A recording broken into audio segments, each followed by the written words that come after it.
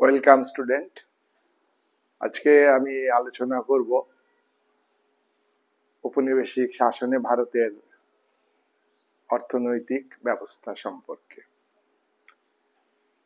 আমাকে এই বিষয়ে আলোচনা করবার জন্য কয়েকজন দাবি করেছো, তবে এই বিষয়টা অনেক বড় বিষয়। ব্রিটিশ ভারতবর্ষে অর্থাৎ ব্রিটিশ শাসনকালে ভারতবর্ষের অর্থনৈতিক কাঠামো কেমন ছিল, এই সময়টা দীর্ঘ সময়। দেখো, 1757 সালে পলাশী যুদ্ধের পর ভারতের স্বাধীনতার সূর্য অস্তমিত হয়েছে, ভারত পরাধীন হতে শুরু করেছে। 1757 থেকে 1857 এই 100 বছর ইস্ট ইন্ডিয়া কোম্পানি ভারতকে শাসন করেছে সরাসরি ভাবে। আর এই কোম্পানি সরকারের পিছনে ছিল ব্রিটিশ সাম্রাজ্যবাদী উপনিবেশিক সরকার। ব্রিটিশ সরকার ব্রিটেনের আইনসভা পার্লামেন্টে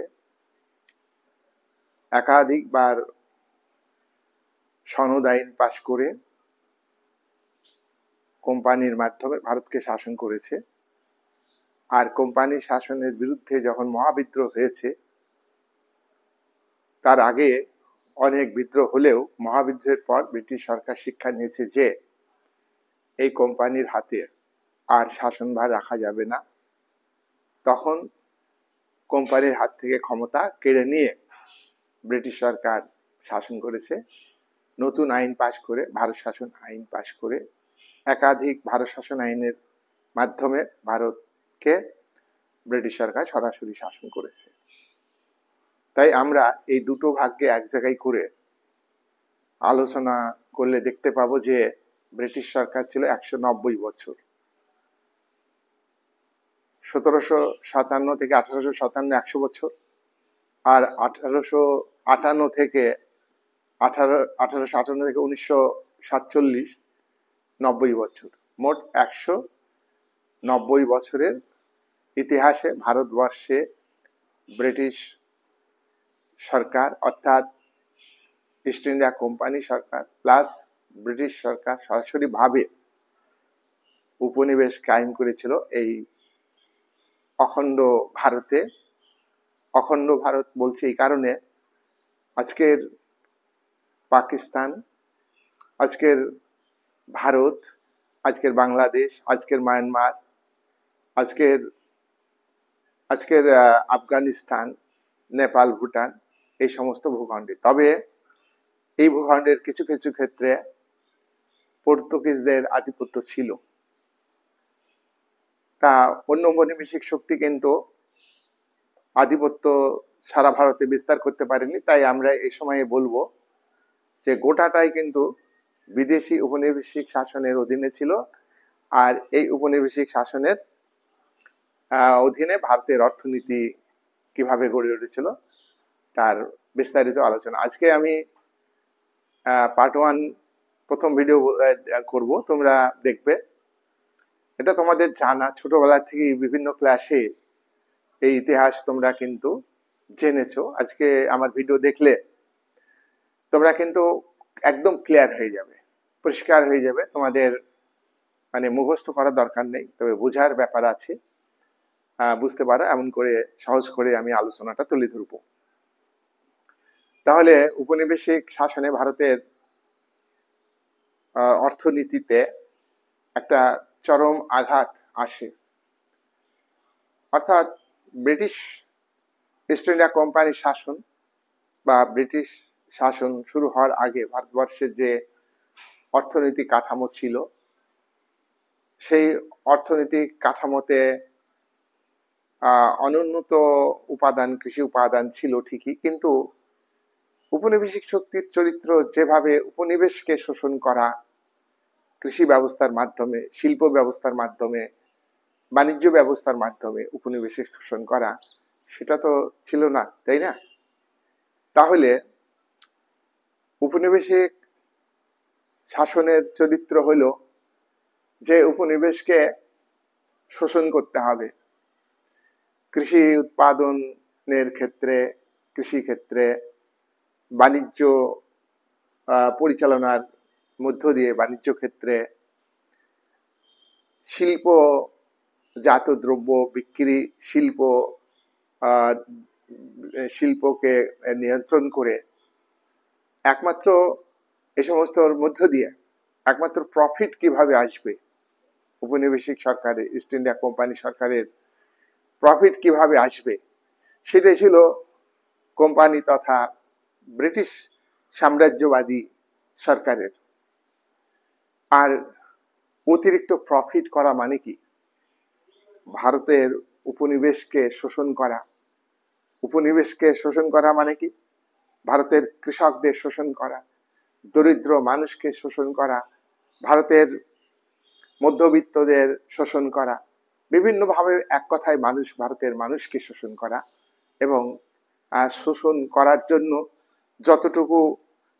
যতটুকু দরকার সুশাসন প্রয়োগ করা, যতটুকু দরকার অত্যাচারমূলক নীতি গ্রহণ করা এবং অত্যাচারমূলক কার্যকলাপ করা। তাই উপনিবেশিক শাসনে ভারতের পূর্বে চালু হওয়া যে অর্থনীতি, সেই অর্থনীতি ভেঙে পড়ে। ভারতের কৃষি ব্যবস্থা দুর্বল হয়ে পড়ে, কৃষকদের আর্থিক অভাব অনটন বৃদ্ধি পায়, শিল্প ক্ষতিগ্রস্ত হয়, কারিগররা যে জীবনযাপন করত, কৃষকরা আগে যে জীবনযাপন করত, তার থেকে আরো জীবনযাপনটা খুবই কষ্টে চলতো, কষ্টে জীবনযাপন করত।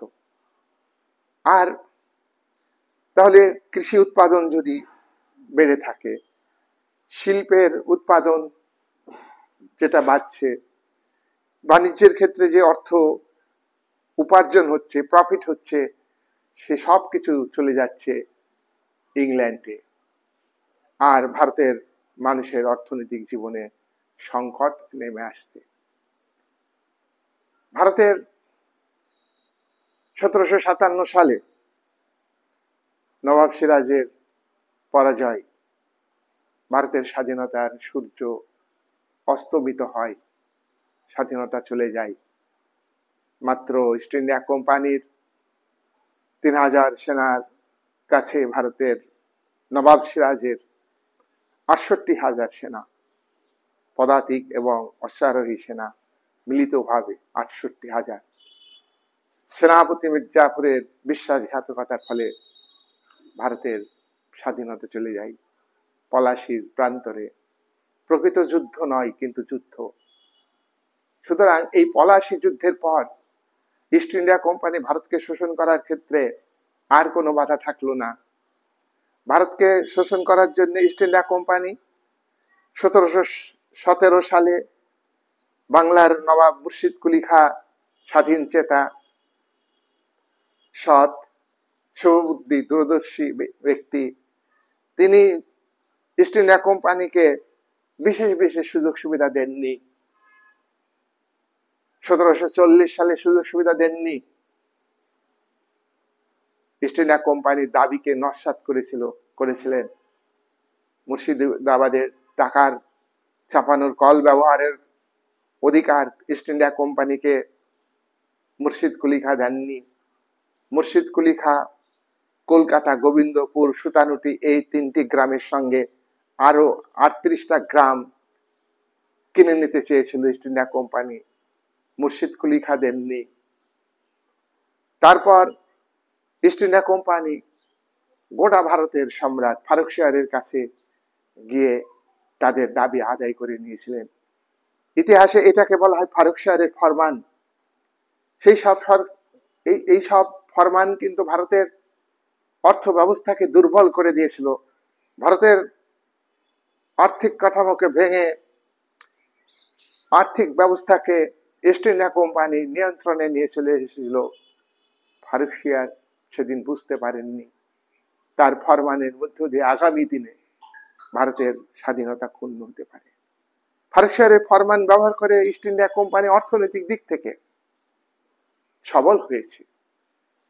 তাই বাংলার নবাব আলীবর্দী খাঁর কাছে অনুমতি চেয়েছিলেন যে বিনা শুল্কে বাংলা, বিহার, উড়িষ্যাতে ব্যবসা করব। আলীবর্দী খাঁ মেনে নেননি, তারই নাতি সিরাজ মেনে নেননি যে সব কোম্পানি শুল্ক দিয়ে ব্যবসা করবে, তুমি কেন ব্যবসা করবে না? সব কোম্পানি রাজস্ব দিবে, তুমি কেন দেবে না? তোমাকেও দিতে হবে।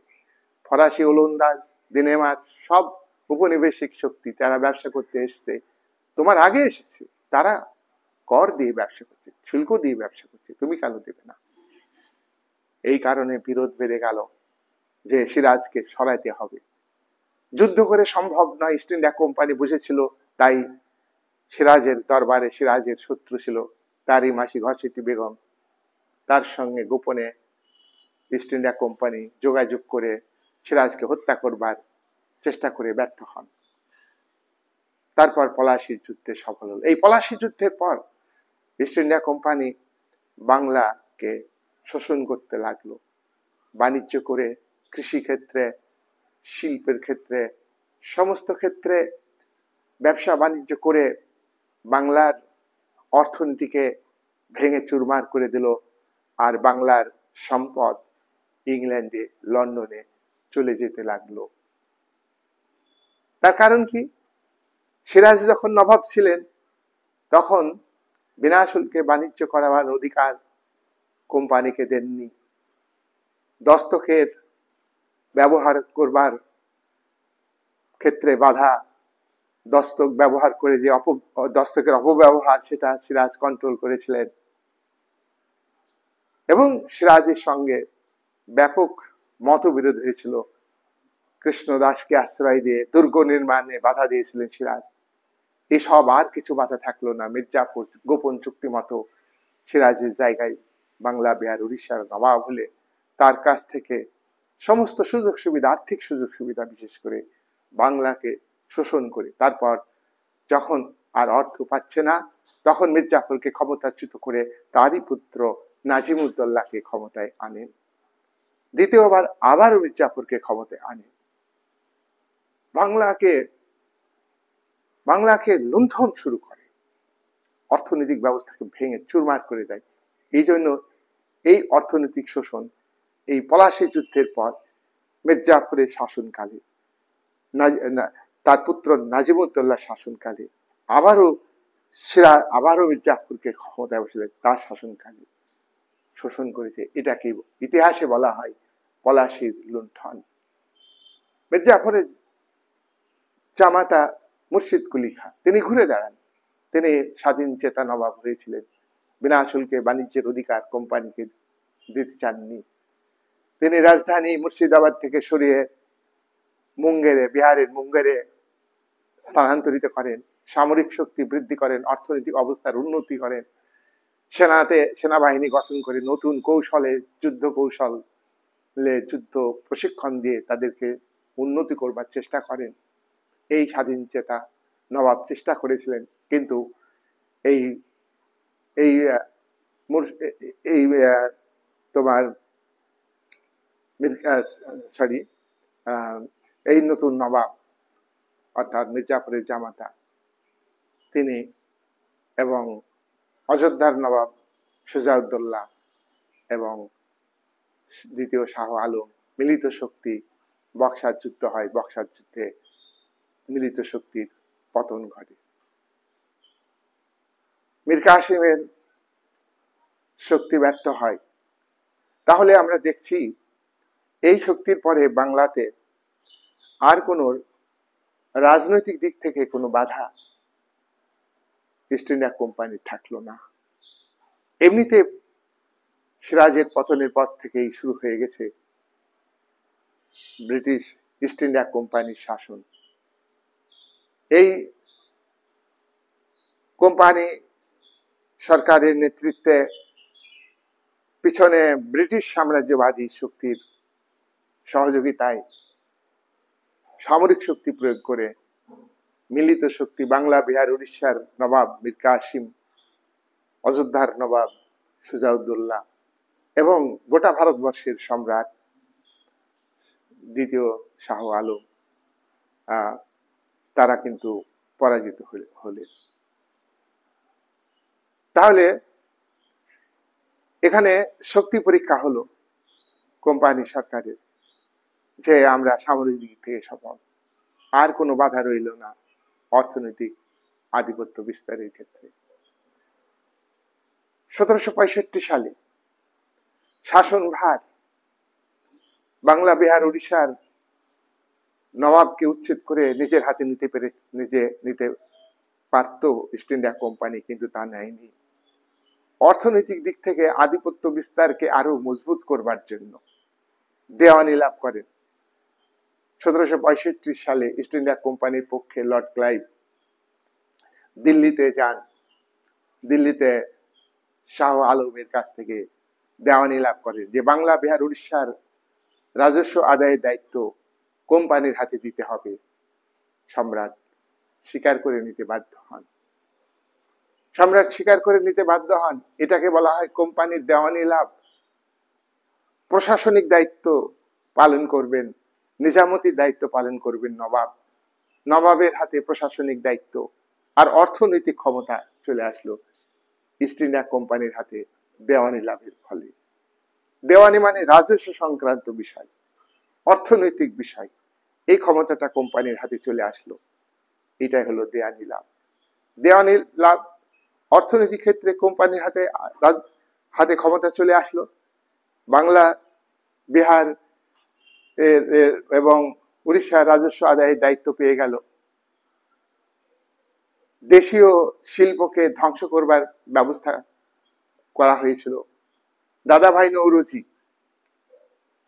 Naoroji poverty and un-British rule in India গ্রন্থে বলেছিলেন যে উপনিবেশিক শাসনে ভারতের সম্পদ ব্রিটেনে বা ইংল্যান্ডে চলে যাচ্ছে এবং ভারতে অবশিল্পায়ন ঘটছে। অবশিল্পায়ন মানে কি? ভারতের শিল্পকে ধ্বংস করা হচ্ছে। আর সেই জায়গায় ব্রিটেনের যে শিল্পায়ন হয়েছে, ইংল্যান্ডে যে শিল্পায়ন হয়েছে, সেই দ্রব্য ভারতের বাজারে বিক্রি করছে। ইন্ডিয়া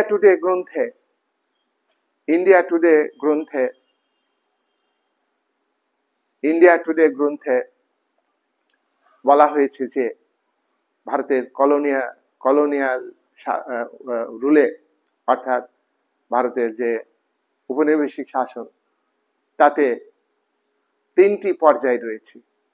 3টি পর্যায় কি?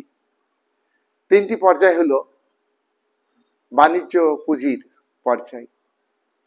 ইন্ডিয়া টুডে গ্রন্থে এই বক্তব্য রজনী পাম দত্ত উল্লেখ করেছেন তার গ্রন্থে। 1 নম্বর হচ্ছে বাণিজ্য পুঁজির পর্যায়। এটা 1712 থেকে 1812, এই 100 বছর বাণিজ্য পুঁজির, অর্থাৎ নবাব সিরাজের ক্ষমতাচ্যুত হওয়ার আগেই এই বাণিজ্য পুঁজি শুরু হয়েছে কোম্পানির শাসনকালে।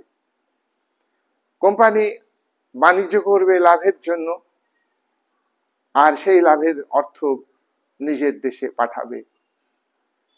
এটাকে বলা হয় ইংরেজিতে মার্কেন্টাইল ক্যাপিটাল।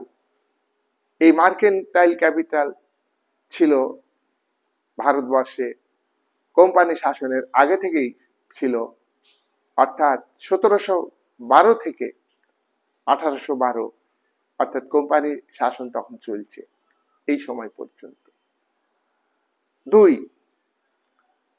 2 নাম্বার হলো শিল্প পুঁজি। শিল্প পুঁজি মানে কি? শিল্পে বিনিয়োগ করা।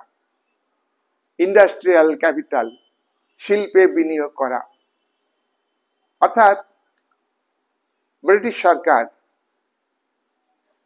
প্রথমেই কিন্তু ভারতের শিল্পকে ধ্বংস করেনি, ভারতের শিল্পকে নিয়ন্ত্রণ করেছে, নিয়ন্ত্রণের মধ্য দিয়ে মূলধন বিনিয়োগ করেছে। পরবর্তীকালে অবশিল্পায়ন ঘটিয়েছে ব্রিটিশ সরকার, ভারতের শিল্পকে ধ্বংস করেছে। যখন ইংল্যান্ডে শিল্প বিপ্লব হয়েছে, সেই শিল্প বিপ্লবের ফলে যে প্রচুর পরিমাণ দ্রব্য, উন্নত মানের দ্রব্য তৈরি হয়েছে, সেগুলো ভারতের বাজারে বিক্রি করবার জন্য এটা করেছে। তাহলে শিল্প পুঁজির যুগটা চালু ছিল 1813 থেকে 1857 সাল পর্যন্ত।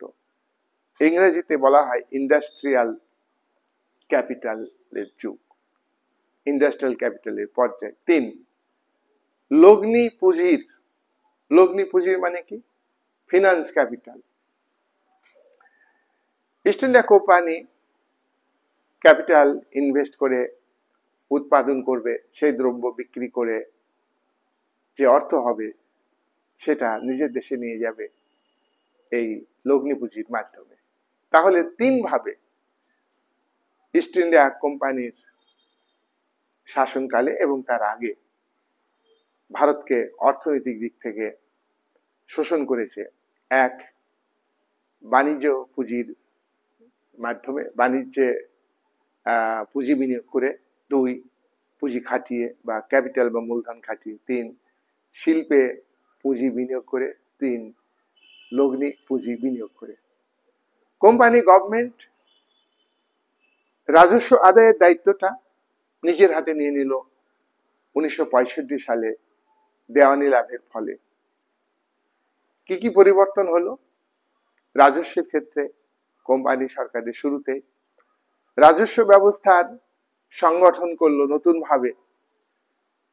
বাংলার প্রথম গভর্নর, যিনি ভারতের গভর্নর, ওয়ারেন হেস্টিংস, তার আমলে ভূমি রাজস্ব ব্যবস্থা চালু হলো কর আদায়ের জন্য, রাজস্ব আদায়ের জন্য।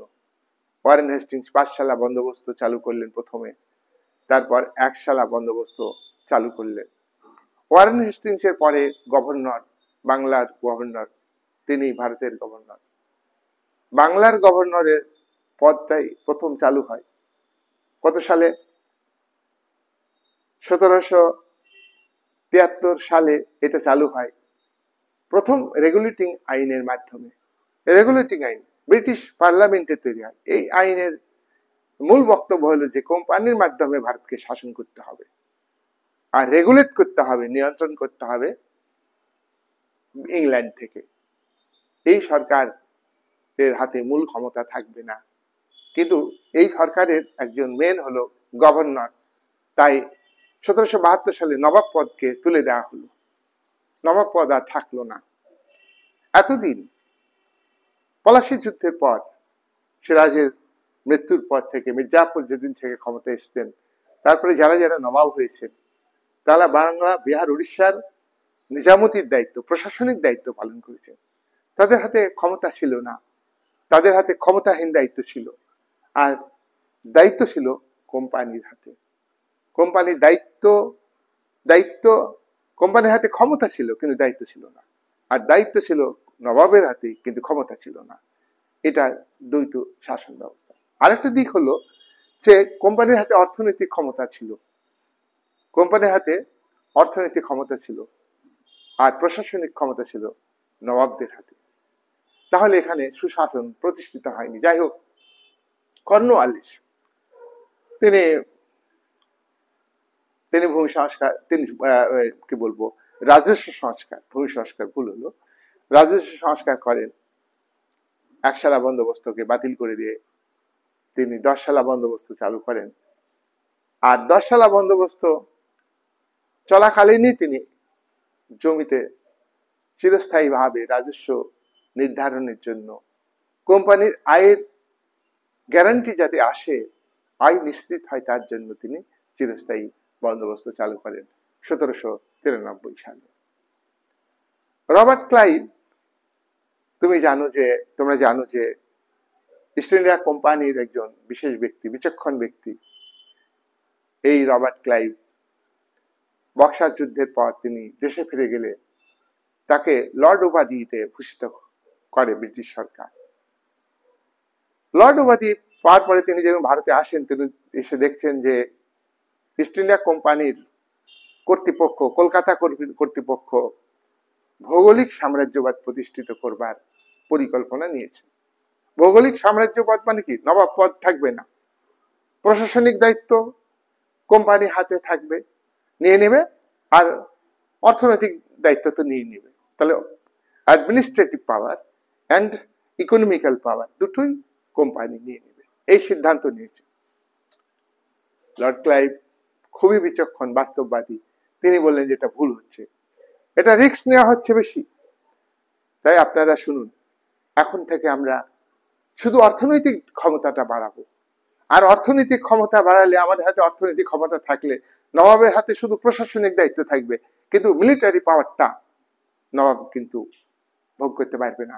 নবাবের মিলিটারি পাওয়ার কমে যাবে, সামরিক দিক থেকে দুর্বল হয়ে যাবে। তোমরা এখনো দেখো যে আন্তর্জাতিক ক্ষেত্রে যাদের অর্থনৈতিক ক্ষমতা আছে তাদের মিলিটারি ক্ষমতা বেশি, অস্ত্র কিনছে, বিজ্ঞান প্রযুক্তিকে ব্যবহার করে সেটাকে আরো মডার্ন করছে ঠিকই, আধুনিকীকরণ করছে ঠিকই। তাহলে এই এই এই এই যে বিচক্ষণতা ক্লাইভের, মারাত্মক বিচক্ষণতা, যে এখন ভৌগোলিক সাম্রাজ্য অর্থাৎ গোটা ভূখণ্ড ভারতবর্ষের দখল নেওয়ার দরকার নেই, আস্তে আস্তে নিতে হবে, আস্তে আস্তে খেতে হবে। তাই দেওয়ানি লাভের পরিকল্পনা করলেন। দিল্লিতে গিয়ে তিনি সম্রাটের কাছ থেকে দায়িত্ব পেয়ে গেলেন, প্রশাসনের দায়িত্ব নবাবকে রেখে দিতে হবে, রাজস্ব আদায়ের দায়িত্ব কোম্পানির হাতে নিতে হবে। এটা সম্রাট, দিল্লির সম্রাট মেনে নিলেন। এই দেওয়ানি লাভ যখন কোম্পানি পেয়ে গেল, এটা কিন্তু রবার্ট ক্লাইভের বিচক্ষণতার ফল, দূরদর্শিতার ফল, বুদ্ধিমত্তার ফল। সুতরাং কোম্পানি তখন কি করলো, বাংলাতে রাজস্ব আদায়ের জন্য রেজা খাঁকে নিয়োগ করলো, আর আর বিহারে রাজস্ব আদায়ের জন্য কোম্পানির পক্ষ থেকে, ইস্ট ইন্ডিয়া কোম্পানি সরকারের পক্ষ থেকে বিহারে সীতাব রায়কে নায়েব নাজিম, নায়েব দেওয়ান পদে নিয়োগ করা। রাজস্ব আদায়ের দায়িত্ব এই দুই ব্যক্তির হাতে, একজন হলো বাংলার দায়িত্ব পালন করবে, আরেকজন হলো বিহারের দায়িত্ব পালন করবে। রাজস্ব আদায়ের ক্ষেত্রে বিরাট দুর্নীতি, বাংলার বিহারের কৃষকরা, জমিদাররা খুবই ক্ষতিগ্রস্ত। আর রাজস্ব আদায়ের জন্য আমিলদার নামে এক ধরনের কর্মচারী নিয়োগ করেন কোম্পানি, আর এরা দুজন সর্বোচ্চ পদে ছিলেন, নায়েব পদে ছিলেন, নায়েব দেওয়ান পদে ছিলেন, নায়েব নাজিম পদে ছিলেন। আর রাজস্ব আদায়ের যে আমিলদার, যারা আমিলদার, তারা দুর্নীতিগ্রস্ত। তারপর ভেরেলেস্টের আমলে, ভেরেলেস্ট ক্ষমতায় এসেছেন। দেখো, তখন গভর্নরের পদ কিন্তু চালু হয়নি। তখন ব্রিটিশ পার্লামেন্টে কোম্পানির মাধ্যমে ভারতকে শাসন করার জন্য কোনো আইন, কোম্পানি বাণিজ্যিক অধিকার পেয়েছে ব্রিটিশ সরকারের কাছ থেকে, এসে সে ভাবতে পারেনি যে বাণিজ্য করতে করতে রাজনৈতিক ক্ষমতা দখল করে ফেলবো। একটা কি বলবো, মানে আশা করা খুবই কঠিন তাদের পক্ষে ছিল, কিন্তু হয়ে গেল। এই বাংলার মানুষের মধ্যে, কিছু মুষ্টিমেয় মানুষের মধ্যে জাতীয়তাবাদের অভাব ছিল, দেশপ্রেমের অভাব ছিল। মির্জাফর শুধু মির্জাফরই নয়, তার সঙ্গে ইয়ার লতিফ, উবিসাদ, জগৎ শেঠ, রাজবল্লভ, এরাও কিন্তু এদের মধ্যেও দেশপ্রেম ছিল না। শুধু মির্জাফরকেই দায়ী করে শেষ করলে হবে না। সুতরাং আমরা কথায় কথায় মির্জাফর কথাটা বলে ফেলি, বিশ্বাসঘাতকতাকে করলে, কিন্তু বাকিগুলোর ইতিহাস তো মুছে যাবে না, তাই না? সেগুলো তো ইতিহাসই না, অন্যায় তো অন্যায় না। তাহলে আমরা দেখছি যে ওই ৬৪-র আগে পর্যন্ত নবাব অর্থনৈতিক, সামাজিক, রাজনৈতিক, প্রশাসনিক দায়িত্ব পালন করছে। তারপরে অর্থনৈতিক ক্ষমতা ৬৫-তে চলে আসলো কোম্পানির হাতে, কি তাই তো, ক্লাইভের কর্তৃত্ব। তারপরে চলে আসলো ভেরেলেস্টের হাতে ক্ষমতা। তো ভেরেলেস্ট ১৭৬৭ থেকে ১৭৬৯ সাল পর্যন্ত তার দায়িত্ব ছিল রাজস্ব আদায়ে। তিনি নতুন পদক্ষেপ নিলেন। নতুন পদক্ষেপ কি, নায়েব দেওয়ান পদ সৃষ্টি করেছে ক্লাইভ। ইস্ট ইন্ডিয়া কোম্পানি দেওয়ানি লাভের পরে সুপারভাইজার নিয়োগ করলেন। সুপারভাইজার নিয়োগ করে ভেরেলেস্টের আমলে মার খেয়ে গেল। ভেরেলেস্টের আমলেই কিন্তু কৃষির ক্ষেত্রে খরা বন্যার কারণে উৎপাদন কমে যায় এবং তার ফলে আমরা দেখব 1770 সালে 76-এর মন্বন্তর, বাংলা 1176, সেই জন্য এটাকে 76-এর মন্বন্তর বলা হয়। তারপর আমরা দেখব এর পরবর্তীকালে ভেরেলেস্টের পরে দায়িত্বপ্রাপ্ত ব্যক্তি কাটিহার শাসন করছেন বাংলা, বিহার, উড়িষ্যা। কাটিহারের শাসনকালে এটা কত সাল থেকে কত সাল পর্যন্ত? 1769 ছিল ভেরেলেস্ট, তাহলে 1769 থেকে 1771, তাহলে 70-71 এই 2 বছর কাটিহারের শাসনকাল। রাজস্ব আমরা এটাকে দেখেছি যে ইস্ট ইন্ডিয়া কোম্পানি আমলে ক্লাইভের সময়ে আমিলদার নিযুক্ত হয়েছিল। আমরা আগেই বললাম যে আমিলদাররা খুব দুর্নীতিগ্রস্ত ছিল, অত্যাচারী ছিল, প্রজাদের, কৃষকদের উপর অত্যাচার করতে, করা দেয় রাজস্ব আদায়ের সময়। তো আমিলদার প্রথার অবসান ঘটালো কে? কাটিহার। আর সুপারভাইজার যে পদটা ভেরেলেস্ট চালু করেছিলেন, সুপারভাইজারের পদে সংখ্যা বাড়ালেন, রাজস্ব নিয়ামক পরিষদ তৈরি করলেন তিনি, আরেকটা পদক্ষেপ। সুপারভাইজারের সংখ্যা বৃদ্ধি 1 নাম্বার, আমিলদারি প্রথার বিলোপ 2 নাম্বার, 3 নাম্বার হচ্ছে রাজস্ব নিয়ামক পরিষদ তৈরি করা। 1770 সালে মুর্শিদাবাদ এবং পাটনায় এবং 1771 সালে কলকাতায় রাজস্ব নিয়ামক পরিষদ গঠন করলেন কে? কাটিহার। তুমি গভর্নরও বলতে পারো, কিন্তু এই গভর্নর কিন্তু ভারতের মানে ব্রিটিশ সরকারের স্বীকৃত গভর্নর নয়, কোম্পানি সরকারের স্বীকৃত গভর্নর। তারপর রাজস্ব আদায়ের ক্ষেত্রে পরিবর্তন আসে, রাজনৈতিক ক্ষেত্রে পরিবর্তন আসে, নবাব পদের অবসান ঘটে 1762 সালে। ওয়ারেন হেস্টিংস বাংলার প্রথম গভর্নর হলেন। আর একটা কথা মনে রাখবা যে বাংলার গভর্নর যে, সেই হলো গোটা ভারতের গভর্নর। আর এই বাংলার গভর্নরের পদটা উঠে গিয়েছে চার্টার আইনের মাধ্যমে। চার্টার আইনের মাধ্যমেই 1773 সালে চার্টার আইনে বলা হলো যে বাংলার গভর্নর ভারতের গভর্নর, সেই হবে ভারতের গভর্নর। আর 1833 সালে লর্ড উইলিয়াম বেন্টিং তখন গভর্নর ছিলেন, তখন ব্রিটিশ পার্লামেন্টে আর একটা সনদ আইন পাস হয়, চার্টার আইন পাস হয় 1833। তাতে বলা হলো যে বাংলার গভর্নর এই কথাটা উঠে গেল, বাংলার গভর্নর এই কথাটা উঠে গিয়ে ভারতের গভর্নর, বাংলাটা কেটে ভারতের গভর্নর, তাই ভারতের গভর্নর চালু হয়ে গেল। তাহলে উইলিয়াম বেন্টিং 1828 সালে তিনি গভর্নর হয়েছেন, তাহলে তিনি 1828 থেকে 1833 এই সময় হলো বাংলার গভর্নর ছিলেন। আর 1833 থেকে 1835 তিনি ছিলেন গোটা ভারতের গভর্নর। এটা একটা গুরুত্বপূর্ণ প্রশ্ন, কে বাংলার গভর্নর পদ আর কে ভারতের গভর্নরের পদ অলংকৃত করেছেন? Is it clear? নেক্সট হচ্ছে, তাহলে আমরা দেখব যে দ্বৈত শাসন। ওয়ারেন হেস্টিংস দ্বৈত শাসনের অবসান ঘটালেন। কেন বলতো? নবাব পদটাই তো উঠে গেল, তার নবাবের হাতে তো প্রশাসনিক দায়িত্ব ছিল না, নিজামতির দায়িত্ব ছিল। দেশে আইন শৃঙ্খলার অবনতি হলে ঠেঙানি দিবে কে? নবাব। কিন্তু নবাবের হাতে আর কোনো ক্ষমতা নেই, নবাবের হাতে সামরিক ক্ষমতা নাই, অর্থনৈতিক ক্ষমতা নাই, ফুল পাওয়ারটা হচ্ছে কোম্পানি সরকারের হাতে ছিল। তা ওয়ারেন হেস্টিংস এই দ্বৈত শাসনের অবসান ঘটালেন। 2, ওয়ারেন হেস্টিংস এর পদক্ষেপ, কোম্পানি সরাসরি রাজস্ব আদায় করবে।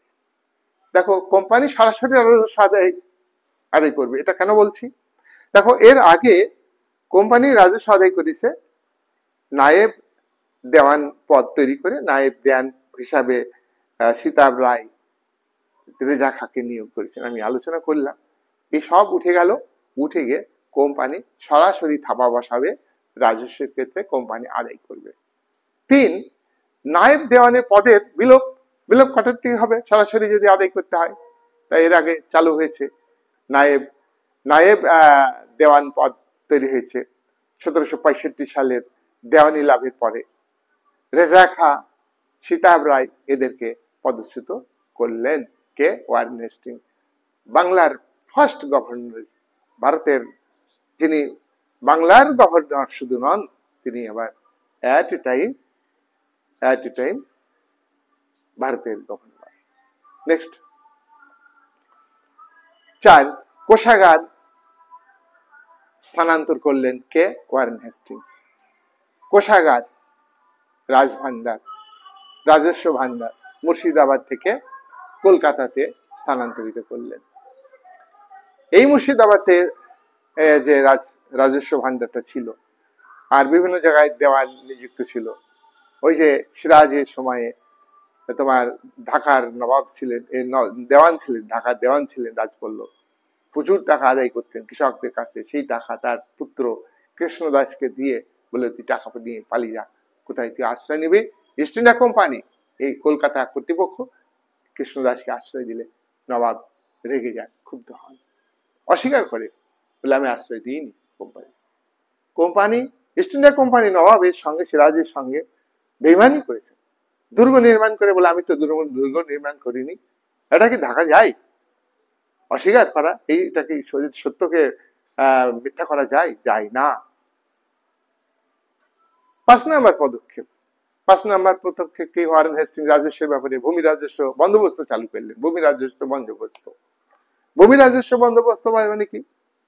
তিনি প্রথমে 5 বছরের জন্য কৃষকের সঙ্গে বন্দোবস্ত, জমিদারকে জমি বন্দোবস্ত দিল 5 বছরের জন্য, আর জমিদাররা কৃষকদের দিয়ে জমি চাষ করে নিল।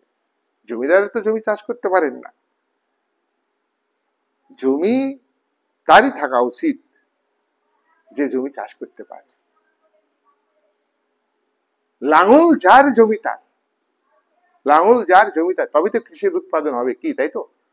কিন্তু এখানে ওয়ারেন হেস্টিংস ভূমি বন্দোবস্ত চালু করলেন 5 বছরের জন্য। তারপরে তিনি ব্যর্থ হলেন 5 বছরের জন্য জমি বন্দোবস্ত। 5 বছরের জন্য জমি বন্দোবস্ত, এটা হলো পাঁচশালা বন্দোবস্ত, ওয়ারেন হেস্টিংস চালু করলেন। তারপর তিনি এটাকে বাতিল করে 1 বছরের জন্য জমি বন্দোবস্ত দিলেন জমিদারদের সঙ্গে, যে 1 বছর তুমি জমি নাও, 1 বছর তুমি জমি নিয়ে তুমি কৃষকদের বন্টন করো, আবার রাজস্ব আদায় করে আমাদের দাও। এটা হলো একশালা বন্দোবস্ত। দেখো, এই যে ওয়ারেন হেস্টিংস সরাসরি জমিতে বন্দোবস্ত চালু করলেন, এতে কিন্তু কৃষকদের সর্বনাশ হলো, আর কোম্পানি সরকারের পোষমাস হলো। এখনো কৃষক কিন্তু অবহেলিত, তোমরা দেখতে পাচ্ছ।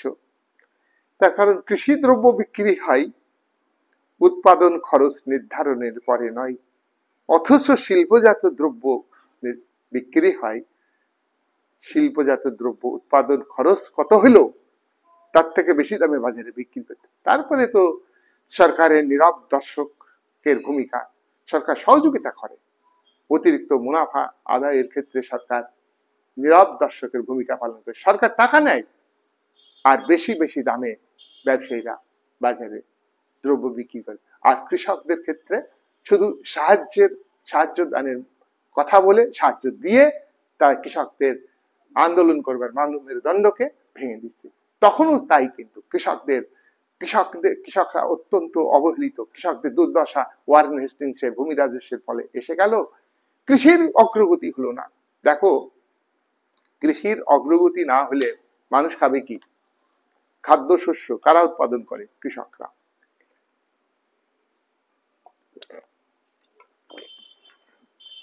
কৃষি থেকে কাঁচামাল আসে বহু ক্ষেত্রে, বস্ত্র শিল্পের ক্ষেত্রে কাঁচামাল আসে কৃষি থেকে, চা শিল্পের ক্ষেত্রে কাঁচামাল আসে কৃষি থেকে, রেশম শিল্প কৃষি থেকে। এগুলোর উন্নতি না হলে কি করে শিল্প হবে? কি করে সব মানুষ খেয়ে পরে বেঁচে থাকবে?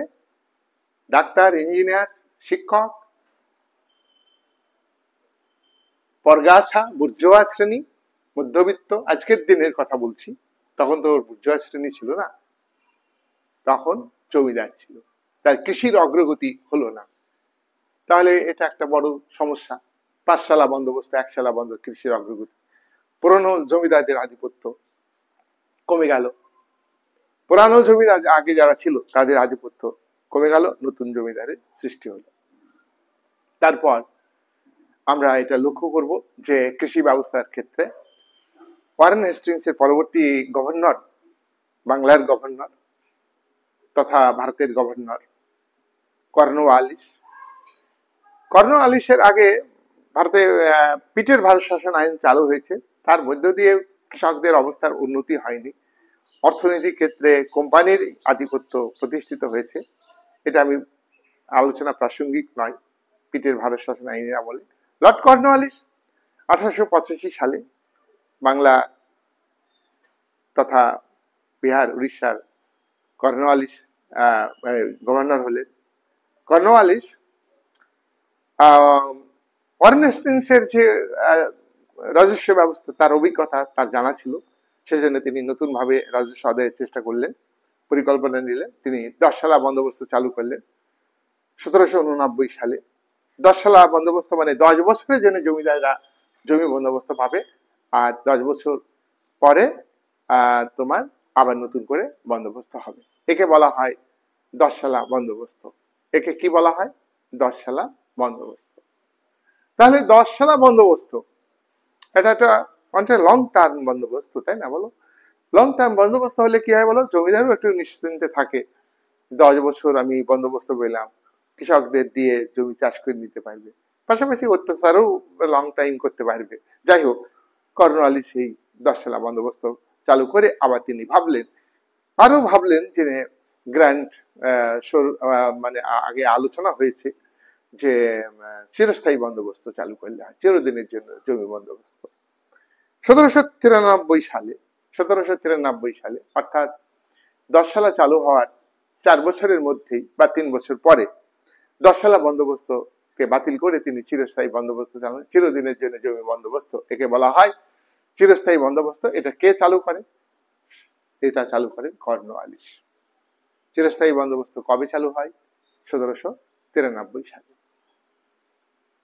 এখানে কি বলা হলো চিরস্থায়ী বন্দোবস্তে?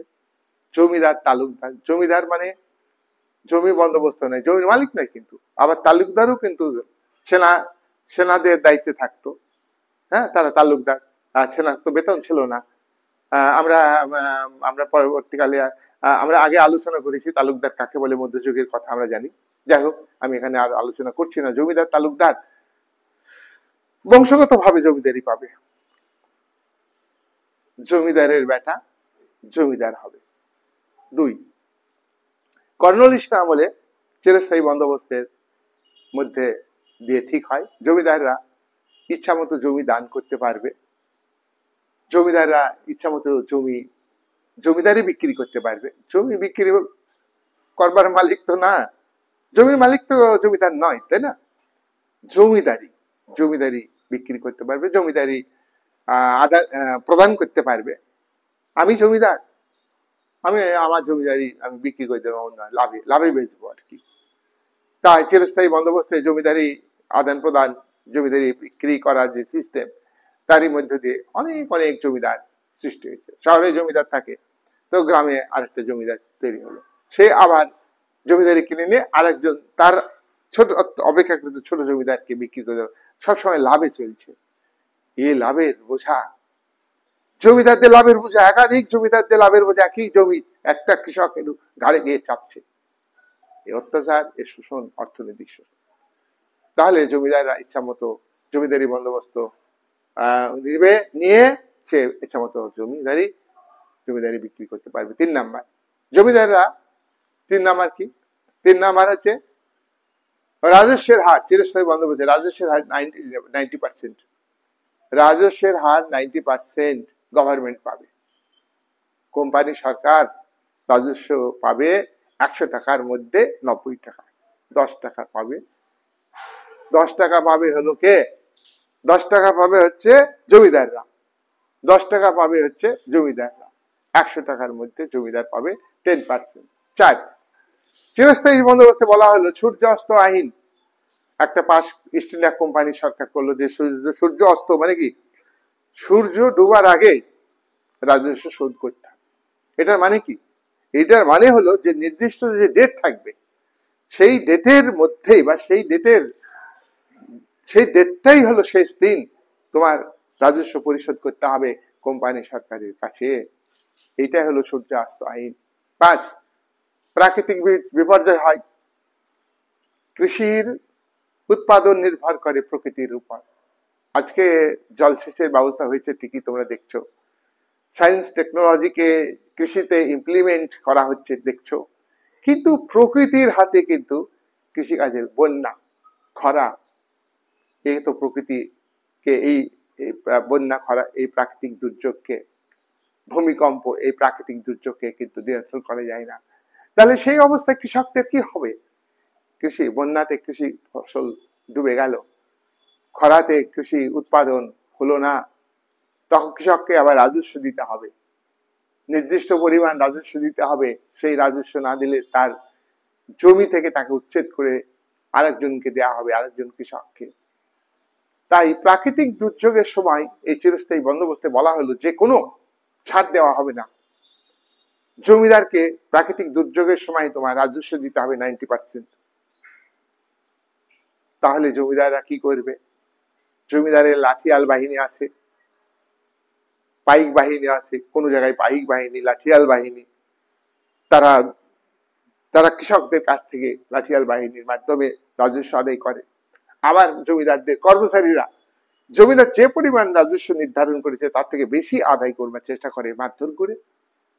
কৃষকদের দুঃখ কষ্ট, তাদের উপর অত্যাচারের সীমা ছিল না।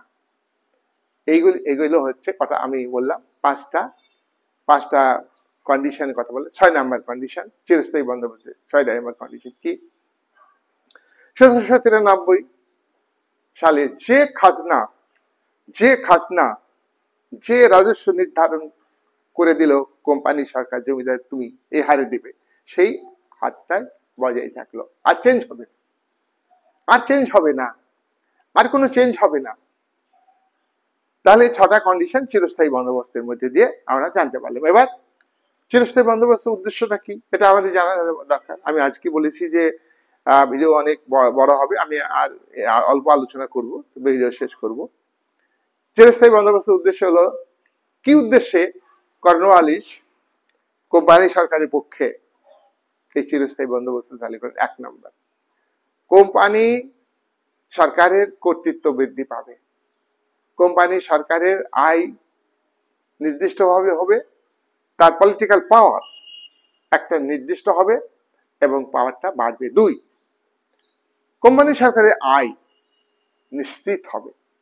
জমিদারদের সঙ্গে সব জমি বন্দোবস্ত হয়ে গেছে, যে পরিমাণ রাজস্ব 90% আমি বলেছি তাদের দিতেই হবে, কোথায় পাবা আমাদের দেখার কথা না। তাহলে কোম্পানির আয় নিশ্চিত হয়ে গেল, আয়ের নিশ্চয়তা।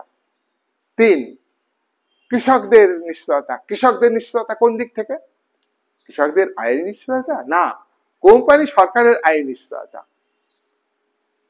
আর জমিদার তো 10% রাখবে, তার একটা নিশ্চয়তা আছে, কিন্তু কৃষকদের আয়ের নিশ্চয়তা ছিল না। কৃষকদের ফসল নষ্ট হলেও নির্দিষ্ট পরিমাণ রাজস্ব তাকে দিতেই হবে। কৃষকরা আরেকদিকে একটুখানি সুবিধা পেল, যেটা হলো যে জমি চাষ করছি, আগামী বছর আমার জমিদার আমার কাছ থেকে জমি কেড়ে নেবে না। এইটাই হলো ভরসা কৃষকদের। জমি যখন তখন জমিদার কেড়ে নেয়, তখন সেই জমি কৃষকরা কিন্তু মানে মন দিয়ে আন্তরিকতার সঙ্গে জমির আগাছা পরিষ্কার করে জমি চাষ করতে পারে না। তখন আমি এবছর জমি চাষ করব মন দিয়ে, আমার জমিটা সামনের বছর আমার পাশে লাথি দিয়ে কেড়ে নেবে জমি। এক্ষেত্রে একটা নিশ্চয়তা কৃষকরা পেল, ভালো দিক খানিকটা। নেক্সট 4 নাম্বার, কৃষির উন্নতি। তাহলে জমিতে কৃষকের নিশ্চয়তা জমি চাষের ক্ষেত্রে কি, তাই তো? তাহলে কৃষির উন্নতি হবে। জমি ভালো করে চাষ করলে তো কি হবে? কৃষি পণ্য বেশি হবে, কৃষি দ্রব্য উৎপাদন বেশি হবে, তাতে কি কৃষির অগ্রগতি হবে? কিন্তু কৃষক যে তিমিরে সেই তিমিরে থাকবে, কিন্তু তবু আমরা সামগ্রিক ভাবো যে কৃষির অগ্রগতি হবে এই জমিদারি বন্দোবস্তের ফলে। এটা হলো উদ্দেশ্য, চিরস্থায়ী বন্দোবস্তের উন্নতি, কৃষির উন্নতি। 5 নাম্বার কি? কোম্পানি সরকারের অনুগত জমিদার তৈরি হবে। আমরা ব্রিটিশ আমলে বহু আন্দোলন দেখেছি, জমিদাররা ভারতীয়, মহাজনরা ভারতীয়, ব্রিটিশ মহাজনও ছিল, ভারতের মহাজনও ছিল, তালুকদার ভারতীয়রও ছিল, ব্যবসায়ী ভারতীয়রও ছিল। তারা কি ভারতের কৃষক, খেটে খাওয়া ক্ষেত মজুর, দিন দরিদ্র মানুষ তাদের পাশে দাঁড়িয়েছে? না, তারা ব্রিটিশের সঙ্গে বিরোধে গিয়েছে। কখন গিয়েছে? তাদের শ্রেণীগত স্বার্থ যখন ক্ষুণ্ণ হয়েছে, তখন জমিদারদের স্বার্থে তারা কিন্তু বিভিন্ন আন্দোলনে যোগ দিয়েছে। কিন্তু এটা ভুল হবে যে ব্রিটিশের অত্যাচারের ফলে দরিদ্র ভারতবাসী লাঞ্ছিত হচ্ছে, অত্যাচারিত হচ্ছে, নিগৃহীত হয়েছে, তার প্রতিবাদ আমরা করছি, ভুল। তাহলে আমরা 5টা উদ্দেশ্য চিরস্থায়ী বন্দোবস্তের ফলে। অনুগত জমিদার, খুব ভালো মানুষ, ভদ্র জমিদার, আমাদের কথা শুনবে, কৃষকদের ঠেঙা ঠেঙিয়ে দিবে। মানুষের উপর অত্যাচার করো, তোমার হাতে তো লাঠিয়াল বাহিনী আছে ভাই, তোমার হাতে তো লাঠিয়াল বাহিনী আছে। সামন্তবাদী সমাজ ব্যবস্থাতে সামন্তবাদী অর্থনীতি, ভারতের অর্থনীতিতে ফিউডালিস্ট ইকোনমি, সেখানে কিন্তু জমিদার তন্ত্র, পরগাছা, মধ্যবিত্ত, মধ্যস্বত্বভোগী এই সমস্ত থাকবেই। তাহলে 5টা উদ্দেশ্যে চিরস্থায়ী বন্দোবস্ত চালু হলো। এবার চিরস্থায়ী বন্দোবস্তের ভালো দিক আর খারাপ দিক তো আছেই, আমরা আলোচনা করব। চিরস্থায়ী বন্দোবস্তের ফলে কৃষির উন্নতি হলো কিছুটা, চিরস্থায়ী বন্দোবস্তের পরে জমিদারদের নিশ্চয়তা আসলো, এবং এর সুবিধা কি কি হলো এটা আমরা উল্লেখ করব। 1 নাম্বার ভালো দিক, কোম্পানি সরকারের আয় নিশ্চিত হলো, যে আয় হবেই, কোনো লস হবে না। জমি বন্দোবস্ত দিল জমিদারদের, কোম্পানি সরকার 90% আসবেই। আর জমিদাররা মেরে কেটে কৃষকদের কাছ থেকে রাজস্ব আদায় করবে। যদি ফসল না হয় তাও কিন্তু জমিদারকে রাজস্ব দিতে হবে, 90% হারে। কোম্পানির আয়, কোম্পানি সরকার আয় নিশ্চিত হয়ে গেল, গ্যারান্টি চলে আসে। 2 নাম্বার হলো যে কোম্পানি সরকারের কর্তৃত্ব বেড়ে গেল, পাওয়ার বেড়ে গেল।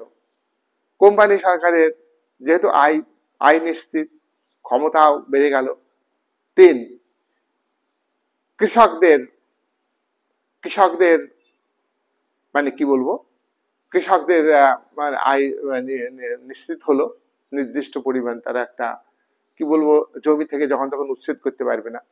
কৃষির উন্নতি হলো আগের তুলনায়।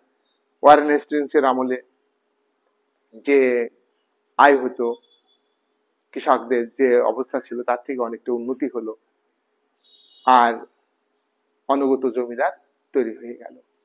এইভাবে দেখা যাচ্ছে যে চিরস্থায়ী বন্দোবস্তের ফলে। তাহলে 1 নাম্বার সুফলের দিক চিরস্থায়ী বন্দোবস্তে, গভর্নমেন্টের কর্তৃত্ব বৃদ্ধি, কোম্পানি সরকারের আয়ে নিশ্চয়তা, কৃষকদের জমি থেকে যে কোনো মুহূর্তে উচ্ছেদ না করতে পারা। তারপরে 4 হলো কৃষির উন্নতি, 5 হচ্ছে কোম্পানি সরকারের অনুগত জমিদার সৃষ্টি। আর এই বন্দোবস্ত খারাপ দিক, খারাপ তো অবশ্যই।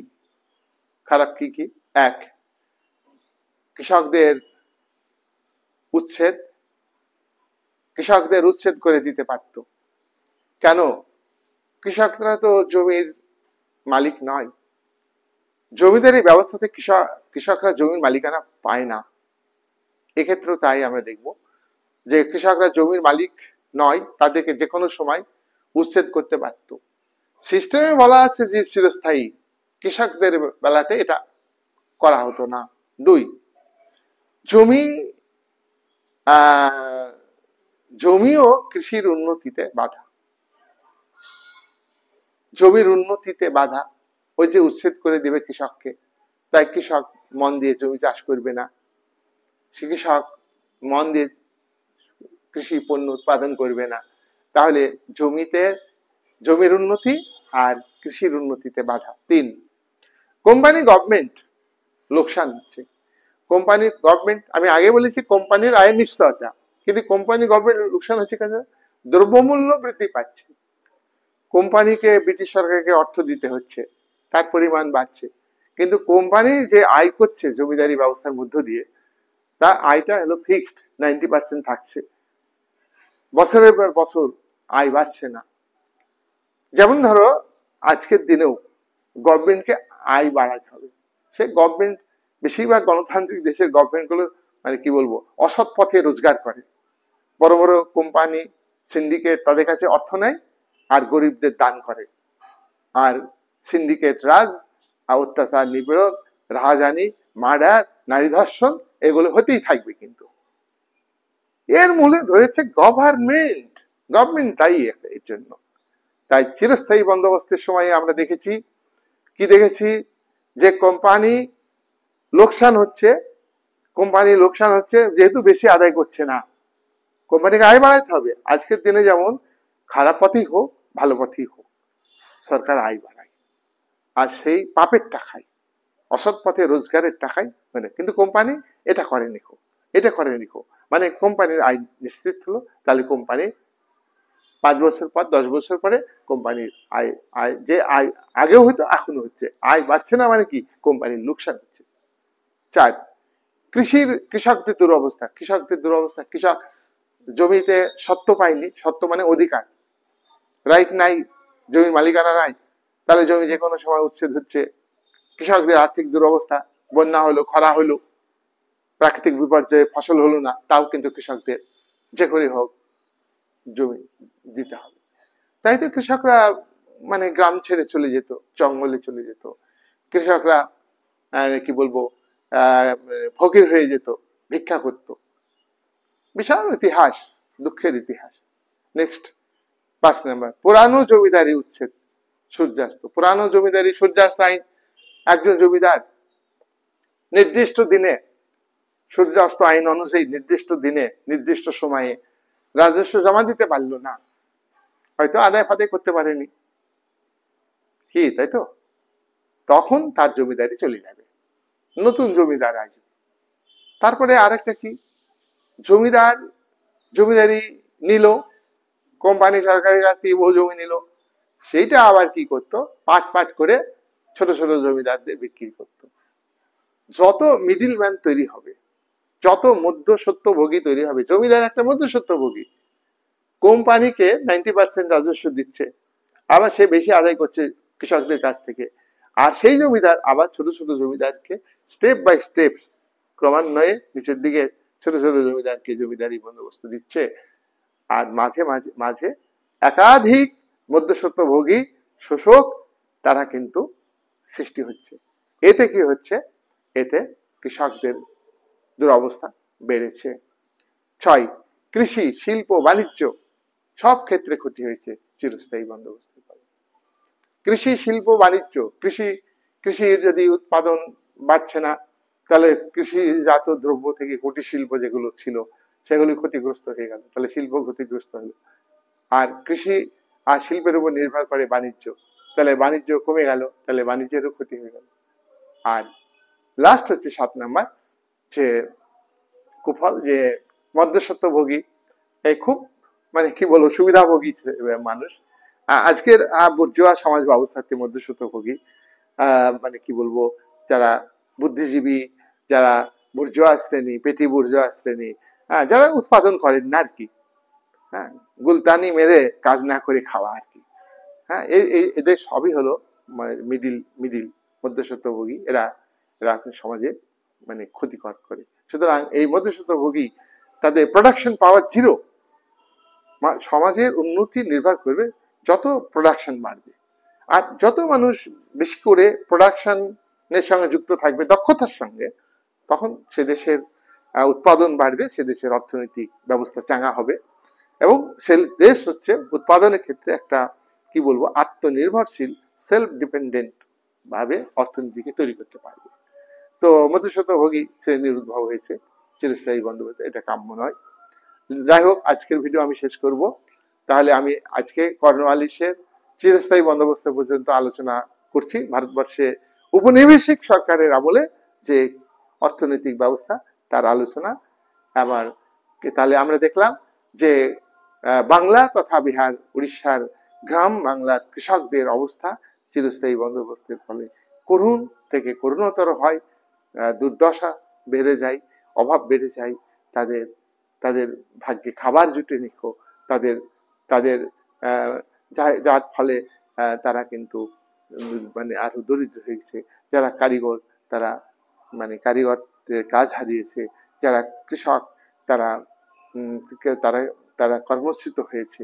তারা জমি কেড়ে নিচ্ছে যখন, হ্যাঁ, জমিতে মানে সত্ত্বের অধিকার নাই, যেহেতু জমি কেড়ে নিচ্ছে, তারা কাজ হারা হয়ে যাচ্ছে, হ্যাঁ, মজুরে পরিণত হয়ে যাচ্ছে কৃষকরা।